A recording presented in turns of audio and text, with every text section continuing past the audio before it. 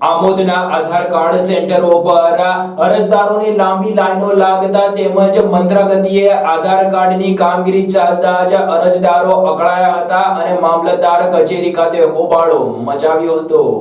આજના સમયમાં આધાર કાર્ડ દરેક લોકો માટે અનિવાર્ય બની ગયું છે, જેને લઈને સરકારી કચેરીઓમાં આધાર કાર્ડ કઢાવવા માટે મોટી સંખ્યામાં ભીડ રહેતી હોય છે। આધાર કાર્ડને સમયાંતરે અપડેટ કરાવવાની પણ જરૂરિયાત પડતી હોય ત્યારે આધાર કાર્ડ અપડેટ કરાવવા માટે મોટી સંખ્યામાં લોકો આધાર કાર્ડ સેન્ટરો પર પહોંચી રહ્યા છે। જો કે આમોદના મામલતદાર કચેરી સામે આવેલા આધાર કાર્ડ સેન્ટર પર ફક્ત એક જ કર્મચારી ફરજ બજાવતા હોય, જેને લઈને આમોદમાં આધાર કાર્ડ અપડેટ કરાવવા કે આધાર કાર્ડ કઢાવવા માટે લોકોએ ભારે હાડમારી વેઠવી પડી રહી છે। આમોદ તાલુકાના વિવિધ ગામોમાંથી આજે મોટી સંખ્યામાં આધાર કાર્ડ અપડેટ કરાવવા કે આધાર કાર્ડ કઢાવવા માટે લોકો પહોંચ્યા હતા। અંદાજિત 200 કરતા વધુ લોકો આધાર કાર્ડના સેન્ટર પર પહોંચ્યા હતા। જો કે ત્યાં એક જ કર્મચારી ફરજ બજાવતા હોય લોકોને આધાર કાર્ડની અપડેટ કે પછી તેને કઢાવવા માટેની પ્રક્રિયામાં વિલંબ થતા ભારે ગરમી વચ્ચે લોકોએ સેકાવવાનો વારો આવ્યો હતો। આમોદ તાલુકામાં 55 ગામો આવેલ હોય અને આધાર કાર્ડ સેન્ટર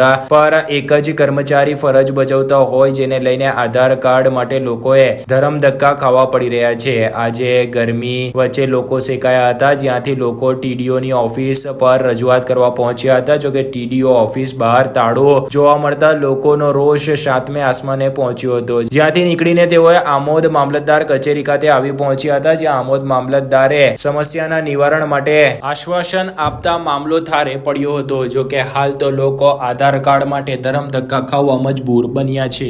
તમારું ગીતાબેન વિનોદ કઈથી આવો છો? આંબોટના। શું કરવા આવ્યા? આ છોકરાના 3 દિવસનો કેવાયસી કરવાના આધાર કાર્ડ એના નંબર ચેન્જ કરવાનો છે તો કરી આલતા નથી, તો એક ટિકિટ નહીં મળતી। કેટલા ટકા કામ પાટું મેકીને આવવાનું, છોકરાનું ભણતર બગાડો, છોકરાને કેટલી રજા લઈ લઈને આવવાના અમારા કામ માટે। શું કહે છે સાહેબ?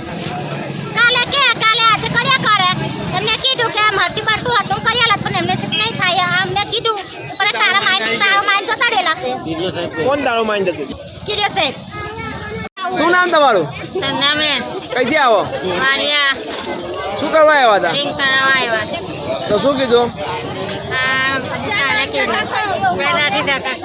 કઈ કઈ જઈને આવ્યા તમે? રજૂઆત કઈ કઈ કરી જાનાઈ? અમે અહીંયા જ વૈદ્ય આવ્યા હોય।